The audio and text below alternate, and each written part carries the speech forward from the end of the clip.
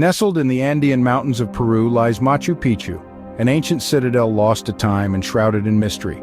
This impressive relic of the past, perched high between mountain peaks, is a testament to the ingenuity and resilience of the Inca civilization. But how well do we really know its story? As we delve into the annals of history, we find that the narrative surrounding Machu Picchu is not as clear-cut as it seems. Enter the Mandela Effect, a fascinating phenomenon where a large number of people remember an event or detail differently than how it's officially recorded. Could this collective memory conundrum have left its mark on our understanding of Machu Picchu? Are our memories of this historical site as accurate as we believe, or have they been influenced by a collective misremembering? Join us as we unravel the threads of history, memory, and the Mandela Effect to discover the true essence of Machu Picchu. The Mandela Effect refers to a phenomenon where a large number of people remember an event or detail differently than how it's officially recorded.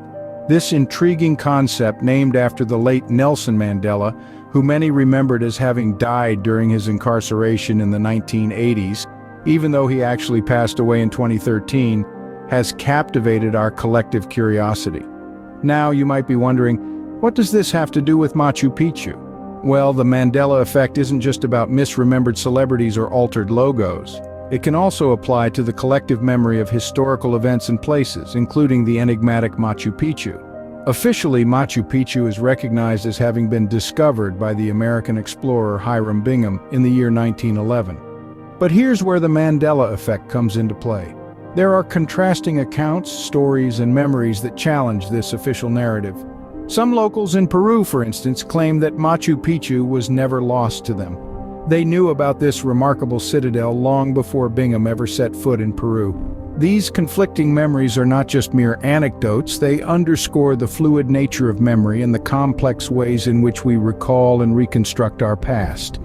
Each memory, each story adds another layer to the rich tapestry of Machu Picchu's history, making it all the more fascinating and elusive. The Mandela Effect, in essence, reveals the shifting sands of our collective memory. It invites us to consider that history is not just an objective record of events, but a dynamic, evolving narrative shaped by the collective memories of individuals, societies, and cultures. As we delve into the history of Machu Picchu, we find that its discovery story is not immune to this collective memory conundrum. The stories that surround this ancient citadel are as mystical and enigmatic as the site itself, leaving us to wonder, what is the true story of Machu Picchu, and how much of what we know is shaped by the Mandela Effect?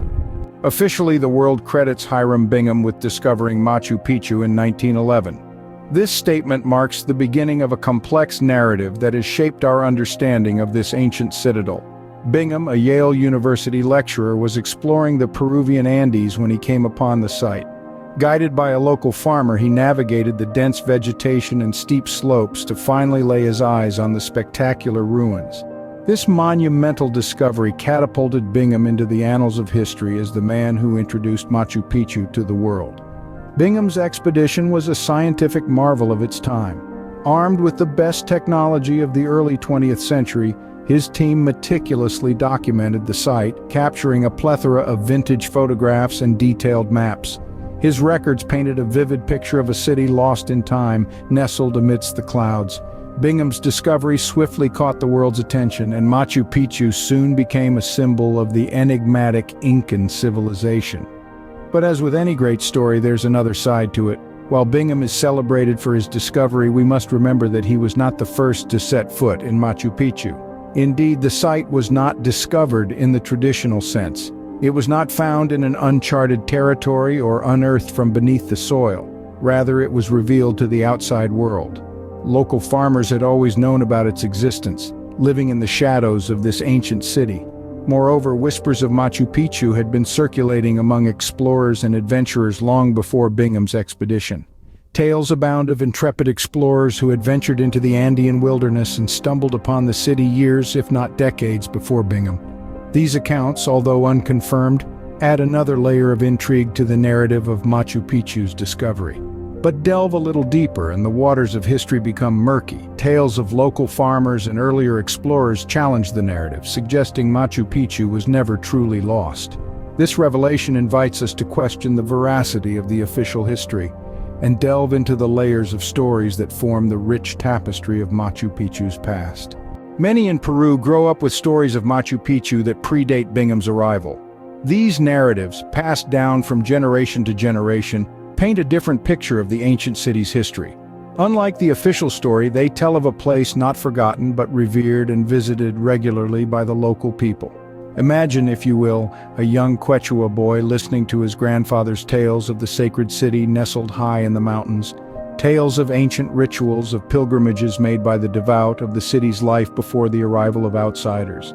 These stories, as real to him as the soil beneath his feet, conflict sharply with the narrative of a lost city rediscovered by a foreign explorer. Similarly, whispers of earlier explorers echo through these alternate memories. Stories of adventurers from lands near and far who, drawn by the allure of the unknown, found their way to Machu Picchu long before Bingham. These accounts, largely dismissed or overlooked in official narratives, suggest a different chronology, a different story of discovery. These alternate memories are more than just stories. They are lived experiences, a part of the cultural and historical fabric of the Peruvian people. Yet they find little reflection in the recorded history of Machu Picchu. Now let's turn our attention to the intriguing phenomenon known as the Mandela Effect. This is where collective memories diverge from historical records. It's named after the famous instance when a large number of people falsely remembered that Nelson Mandela died in prison during the 1980s, when in fact he lived until 2013. What happens when we apply this concept to Machu Picchu? We find that the Mandela Effect manifests itself in the contrast between the official narrative and the alternate memories. The gap between the story of a lost city rediscovered and the tales of a place known and revered. The Mandela Effect emerges in the gap between these lived memories and the recorded history. It invites us to question, to probe, to explore. It challenges us to look beyond the familiar narrative and consider the multitude of stories that form the complex tapestry of our past. The Mandela Effect and Machu Picchu invite us to question the reliability of collective memory. This ancient city, perched high in the Andean mountains, has become an icon, its image reproduced in countless movies, books, and advertisements. Each portrayal adds a layer to the collective memory, shaping our perception of this historical marvel. When we picture Machu Picchu, it's often through the lens of these popular portrayals. The city is usually depicted as a lost Incan utopia, a hauntingly beautiful relic of a forgotten civilization. But is this the full picture? To answer that, we must look beyond the cinematic landscapes and delve into the archaeological facts and indigenous narratives. The archaeology of Machu Picchu paints a different picture from its romanticized image. Archaeologists believe that the city was not a grand capital, but a royal retreat, a place for Incan nobility to escape the hustle and bustle of their empire. The city was not lost but abandoned, likely due to the spread of diseases brought by Spanish conquistadors. This version of the city's history is more nuanced and complex, but often gets overshadowed by the more glamorous narrative. Equally important are the indigenous narratives. The local Quechua people have their own stories about Machu Picchu, stories that predate Bingham's discovery. For them, the city is not a lost civilization but a part of their ancestral heritage, a sacred place that resonates with their cultural identity. Their voices offer a perspective that often gets drowned out in the mainstream narrative. So, we see a divergence between the Machu Picchu of popular imagination and the Machu Picchu rooted in archaeological facts and indigenous narratives. The Mandela Effect in this context serves as a mirror, reflecting how collective memory can distort our perception of history. How has the portrayal of this ancient site in movies, books, and advertisements influenced our recollection of its history? And how do these portrayals diverge from the archaeological facts and indigenous narratives? These are the questions we must grapple with as we strive to understand the true essence of Machu Picchu. As we stand amidst the ruins of Machu Picchu, we're reminded that history is not just a collection of facts, but a tapestry woven from the threads of human experience, memory, and storytelling. This ancient citadel, cloaked in the majesty of the Andean peaks, whispers tales of a past that may differ from the officially recorded narrative. The Mandela Effect, a fascinating phenomenon of collective memory, casts a new light on the story of Machu Picchu. It encourages us to question, to probe deeper into the annals of history, and to consider the multitude of voices that echo through time. Our collective memory, shaped by various influences, often diverges from the documented facts, opening up a realm of alternate histories and forgotten narratives. This intriguing interplay between memory and recorded history reveals the dynamic nature of the past. The Mandela Effect around Machu Picchu challenges us to consider whose stories we listen to and how we remember the past.